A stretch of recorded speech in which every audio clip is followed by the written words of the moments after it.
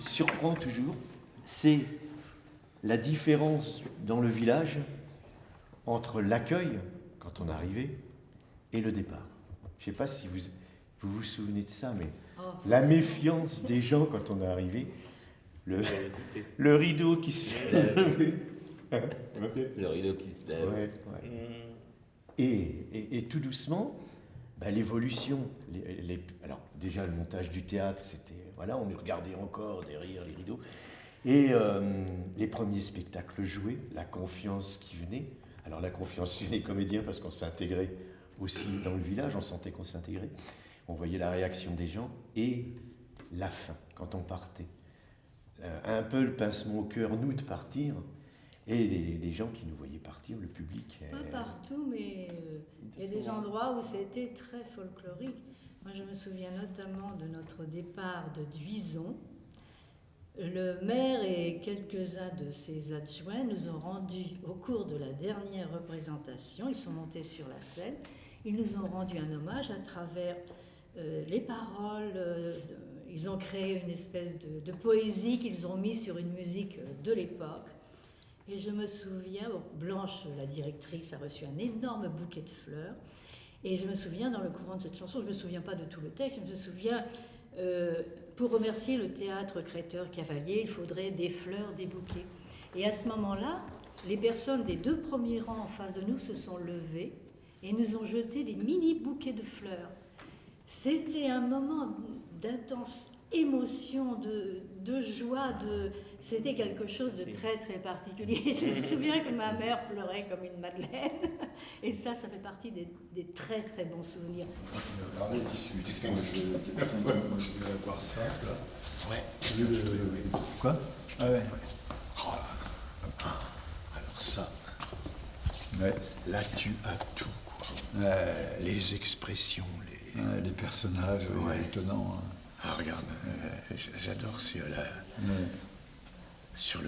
la batterie. Tu vois. Il y avait même des gens qui revenaient voir les spectacles.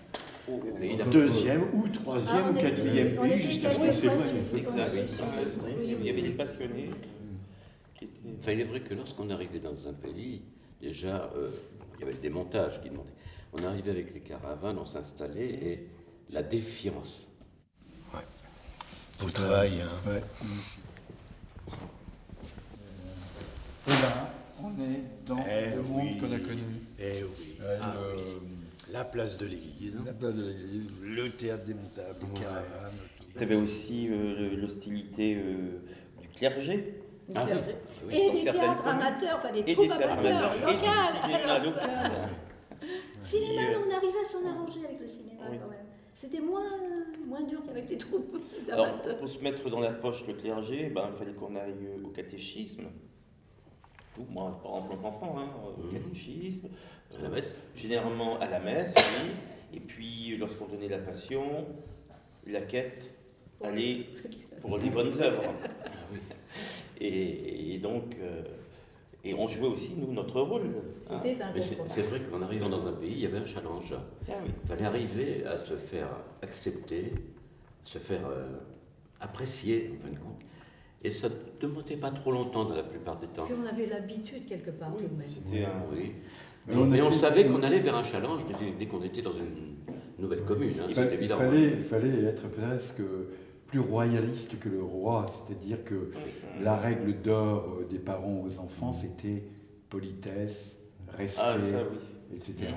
Pour, Il fallait se faire pour petit. montrer, Voilà. pour Montrer montrer le côté. aux gens, aux autochtones, nous qui arrivions avec nos caravanes, qui nous installions d'une façon particulière, parce qu'on n'était pas On investissait. comme les cirques, on ne restait pas 3 jours, 4 jours, on avait l'intention d'y rester au moins 1 mois, 2 mois, voire le plus possible. Ça veut dire que les spectacles fonctionnaient bien, qu'il y avait du public. Donc il fallait vraiment montrer qu'on n'était pas différent d'eux. On avait déjà cette différence de vie, puisqu'on était en caravane, et ils se posaient des questions de savoir comment on pouvait vivre une famille dans ces caravanes.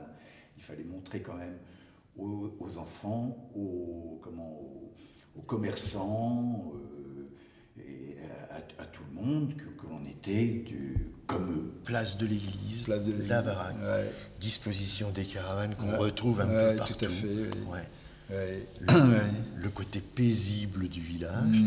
Et après, moi, je me suis dit que nous étions, un peu plus tard, quand j'ai réfléchi à ce moment-là, que nous étions les aristocrates du C'est voyage. vrai, c'est une phrase que tu as déjà dite. Voilà. Les aristocrates, parce qu'on travaillait avec les mots que les sédentaires et les gens que nous venions voir n'avaient pas forcément, puisque nous avions des textes écrits, des textes qui avaient du sens, qui avaient des textes qui étaient des fois poétiques. Voilà. Nous avions des Donc on signes. avait en plus un répertoire, une mémoire extrêmement importante.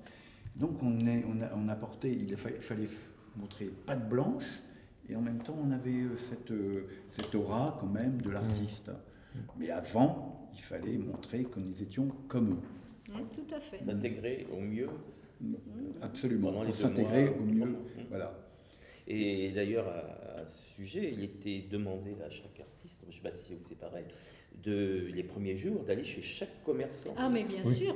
Et après, Et- on sélectionnait ceux qui venaient au théâtre et Voilà. ceux qui ne venaient pas. De façon à... Et ceux qui Ah. venaient, on allait plus souvent chez eux. Ben voilà. Et effectivement, on n'a pas développé cet aspect, mais on était quand même une force de consommation, Ah, puisque mais bien sûr. on allait chez les commerçants, on faisait Bien sûr. vivre la ville, la petite ville, le bourg, etc. faisait vivre les puisque pâtisseries, on toi et était moi. un certain nombre, il fallait manger, il fallait des fois s'habiller, etc.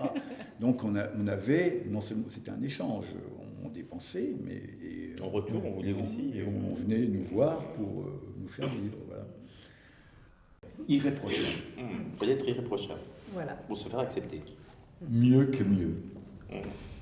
Oh oui, c'est bon, mieux que mieux. Bleu, blanc, bleu, blanc.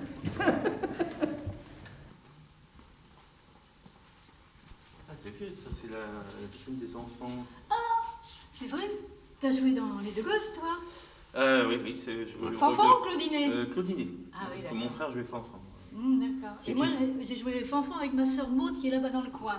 Ah oui. Si tu veux remettre le costume, tu vas avoir quelques difficultés. Je le crains fort. T'as Je sais même acquis pas quelques s'il existe rondeurs encore. depuis. Hein. Oui, d'ailleurs, je les avais déjà à l'époque. Hein. Oui. Pour un souffreteux qui était oui, Claudinet, oui. c'était un petit peu... Et cette photo de scène, tu vois, elle représente mes grands-parents. Il y a ma tante complètement à droite, ma grand-mère. En bas, dans la chaise, là, c'est Paulette. Paulette, bébé. Et donc, Baptiste, mon grand-père. Et voilà notre cheval de bataille Eh oui, de la porte de la porte aux pain. La clé de l'énigme se trouve dans son ventre. Tout à fait. Les résultats scolaires, mes exploits. Ah, les programmes. Ah ouais. Affiches, prospectus. Ce qui est intéressant, c'est ces documents de mairie, d'administration, d'autorisation. Et je ne sais pas si vous avez remarqué, les prospectus, comme les affiches, quels que soient les théâtres, Oui. ils sont à peu près toujours Oui. sur le même style. Hein. Il n'y Qui avait pas ressemblent beaucoup, oui. de différence notable. Celles-ci sont très très anciennes. Ah oui. Et la fameuse cloche.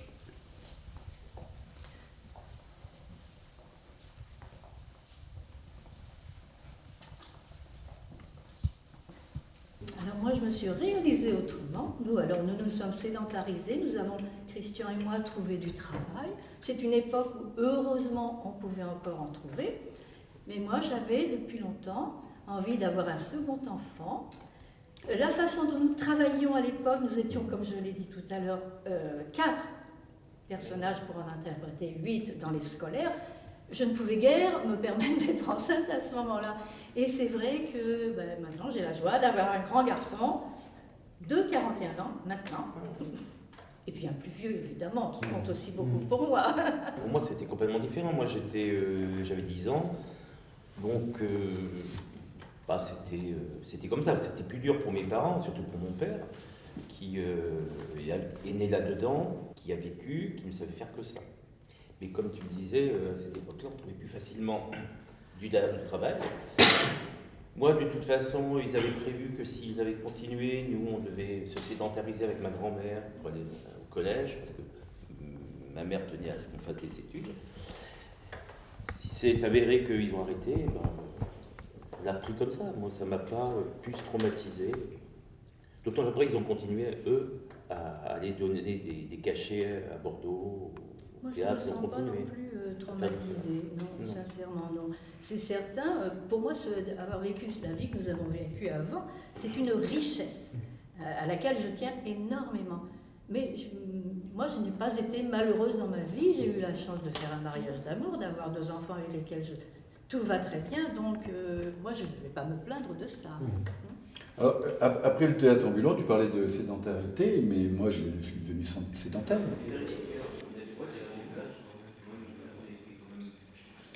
C'était une porte de sortie à la portée. Mais pas Guignol, parce que moi, je sais que mon père, il jouait Guignol, et tu vois, et même moi, mes premiers spectacles de marionnettes dans le théâtre ambulant, c'était avec mon frère, on jouait Guignol.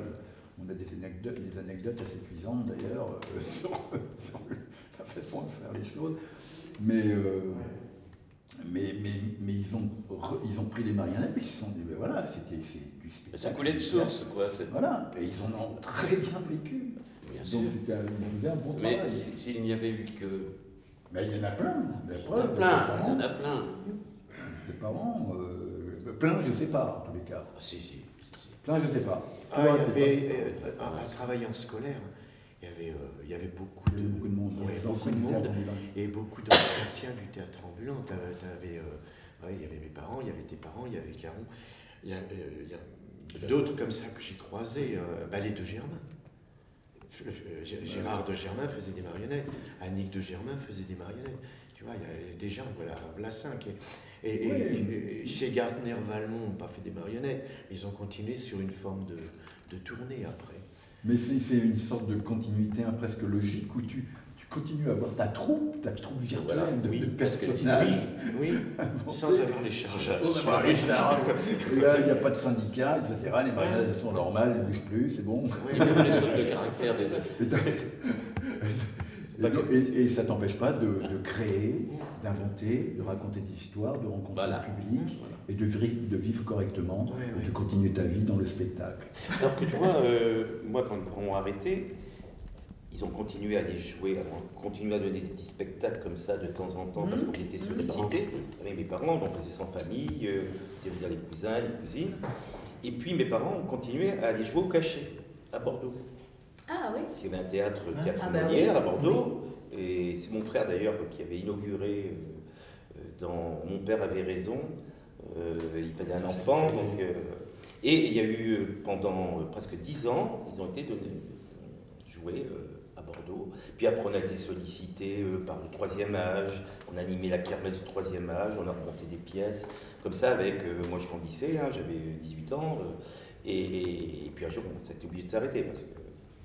C'était tout ça un petit dérivatif C'était du travail. En parallèle de la reconversion de mes parents, mon père était représentant. De la liberté un peu itinérante. Bon, nous avons eu la chance, nous avons eu assez de réussite quand même, puisque 2 ans après, nous avons pu prendre la gérance de cette station et les choses ont évolué favorablement.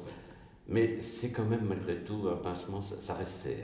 Ben, disons qu'on y est revenu. On y est revenu tout simplement avec le collège d'Artenay. Puisque papa s'occupait de l'atelier collège, et bon, après, on a été amené à lui donner un petit coup de main, c'est revenu comme ça. Mais toujours et après, il y a eu donc la création du musée.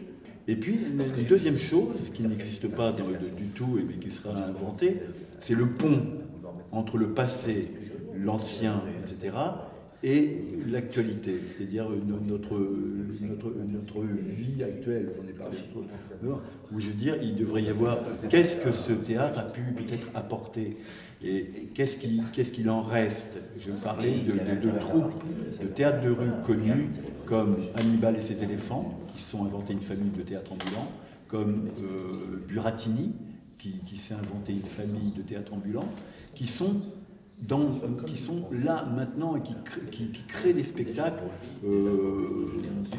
actuels. En tout cas, c'est un décor de théâtre. Moi, je me souviens d'une une odeur, ouais, effectivement, quelque chose qui est resté comme ça. C'est après le théâtre, après avoir joué, c'est le chiffon avec lequel on se démaquillait, Ouais.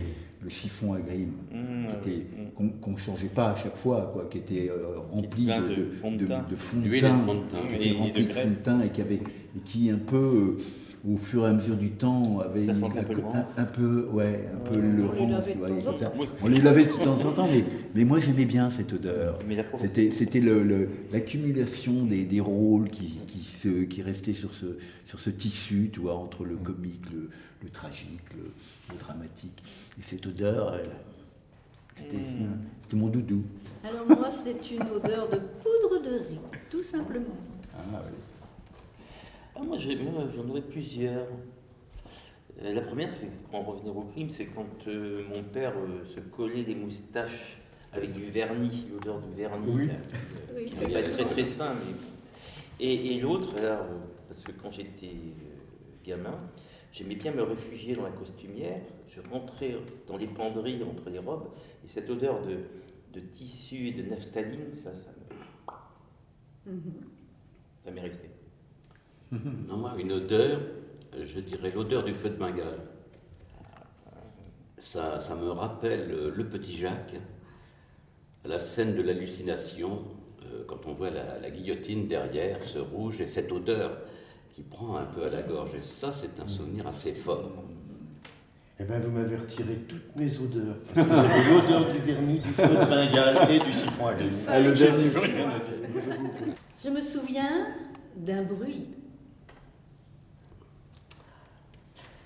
L'attaque des maquisards dans ceux du maquis, couchés dans mon lit. Ah, et moi, ça serait pareil. C'est coucher dans mon lit, c'est quand, bon, évidemment, d'assister pas au spectacle, c'est d'entendre le bruit, mettez de la musique à l'extérieur pour attirer le public, puis à un moment donné, le bruit s'estomper, c'est à l'intérieur de la salle. Et ça, je me souviens au fond de mon lit d'entendre ce bruit. Et moi, C'est cette musique. moi c'est un bruit de coulisses. Les 3 coups. Oui, Ah, c'est facile. Ah, bon, moi, je pense qu'on en a alors plusieurs. J'ai les mêmes que vous. Quand j'étais enfant, on était dans la caravane et qu'on entendait le public, qu'on entendait les rires, qu'on entendait les émotions, qu'on entendait les parents le texte, etc. Et puis, en tant qu'enfant qui joue, quand on jouait, je me souviens surtout celui du feu dans le petit Jean, quand il allait se faire couper la tête et le bruit du feu qu'il faisait sur la toile peinte, etc. Et c'est un peu voilà. Mais surtout les bruits du public et des comédiens et de mes parents qui jouaient sur la scène. Ça, non, je me souviens plus. Moi, c'est plus lié à une situation un peu paniquante, c'était le bruit de la tempête. oui. Le bruit de la tempête, Si on prend pas. le bruit de la bâche qui éclate et qui se déchire. Ah oui. C'était très très impressionnant. Ça n'arrivait pas tout le temps, mais c'était quand même très impressionnant. Je me souviens d'une émotion. Ah, ben moi, on va revenir à la même chose. Moi, c'est au moment d'entrer en scène dans Le Petit Jacques. J'étais fébrile, j'attendais qu'une hâte, c'était de grimper sur le dos de mon grand-père qui jouait le rôle de mon père et d'entrer en scène. Et là, encore une fois, je rentrais dans mon rêve. L'émotion, ça peut être le trac avant de commencer. C'était ce que je ressentais la plupart du temps. Et puis une autre émotion qui n'a rien à voir, dans le jeu, c'est celle de la préparation. Tu sais, quand le soir arrivait, qu'on avait mangé, que les enfants allaient là, et que les parents, ou nous, on se préparait, il y avait cette fébrilité de la préparation, du costume, des choses, et on rentrait tout de suite dans une sorte d'autre monde que notre quotidien. C'était le spectacle qui démarrait. Et ça, c'était une émotion forte dont je me souviens. Moi, ça Ouais. serait... Pardon, excuse-moi, vas-y. Puis moi, ce serait plutôt comme toi, l'émotion d'avoir, juste avant d'entrer en scène, le cœur qui battait, qui s'accélérait. Et je pense que c'est ça mon émotion. Moi, comme émotion, je dirais la fin du spectacle dans certains rôles, le petit Jacques, Claudinet, parce que ce sont des rôles où vraiment on se donnait à fond, on était limite sur les nerfs, et le soulagement, l'émotion, là, et d'avoir réussi à avoir ému le public, et c'était vraiment un moment très émouvant. Oui. Moi, c'est la mort de Jean Valjean par mon grand-père. J'avais pas besoin d'aller chercher bien loin pour trouver les larmes. Je jouais Marius, et ça me bouleversait à chaque fois. Je m'en souviens, puisque moi je jouais Cosette Voilà. avec toi, Ouais. et on pleurait beaucoup tous Ouais. les deux. Et on tenait mon grand-père, parce On qu'il se soutenait. levait. Et Et- on avait un mal fou à le tenir. Ah Il oui, avait une il force. était, on était chacun à côté, et quand il dit me voilà mon maître, il se laissait retomber dans le fauteuil, il fallait qu'on s'arrange pour qu'il tombe à côté. Voilà, ça c'est très fort. Moi je vais dire les fêtes de famille sur la scène, les réunions familiales pour fêter l'anniversaire de la grand-mère ou de l'arrière-grand-mère. C'est un souvenir qui reste aussi. Les réveillons Ah aussi. Oui. Ah oui. Ouais. Ouais.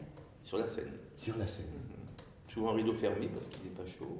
Oui. Oui, avec des coulisses pour pas que les courants bien d'air sûr, passent sur les bien côtés. sûr. Et qu'il n'y avait pas de public, donc c'était pas nécessaire de le laisser ouvert. Oui. Ben, le public était parti, on attendait, on réveillonnait après la fin du spectacle. Et on coupait le chauffage par souci. À l'époque, ça ne nous dérangeait pas trop. Il fallait de la chaleur humaine. Voilà. Voilà. On avait tout. Ben oui, on a tout dit. On a pratiquement tout dit. Voilà. On s'aperçoit combien on est encore lié à ce passé qui nous a quand même... Ah, c'est indéniable. c'est quelque chose... Ben, ça marque. ça régit toute notre vie, en fin de compte. Oui, c'est ce qu'il en reste. Ce qu'il en reste, mais au fond de nous-mêmes... On a pris le meilleur dans ce qui restait. Nous nous sommes adaptés à l'évolution des choses, mais quelque part, on a toujours le cœur qui est bloquéable. Mais bien sûr, c'est toute notre enfance, notre Pas jeunesse. tout à fait pour moi. Moi, ça fait partie de mon patrimoine, mais Moi, toi, t'as La continué continuité- dans Ouais, la ouais, lancée. ouais. La continuité Ouais, ouais, de l'activité donc, artistique voilà, c'est explique ça. certainement ton attitude. moi, je fais un peu d'effort pour essayer de me souvenir Voilà. de certaines choses. ouais. Nous, la seule chose maintenant qui nous permet de continuer ou de prolonger un peu ça, bon, c'est le musée. Hein. Notre métier y est très bien représenté, avec beaucoup de respect Oui. et d'authenticité. Oui. Et ça, c'est très important. C'était important. Il y a une très belle image. L'authenticité On donne des une choses. très belle image du théâtre. Du théâtre. On ne l'amoindrit pas. Non.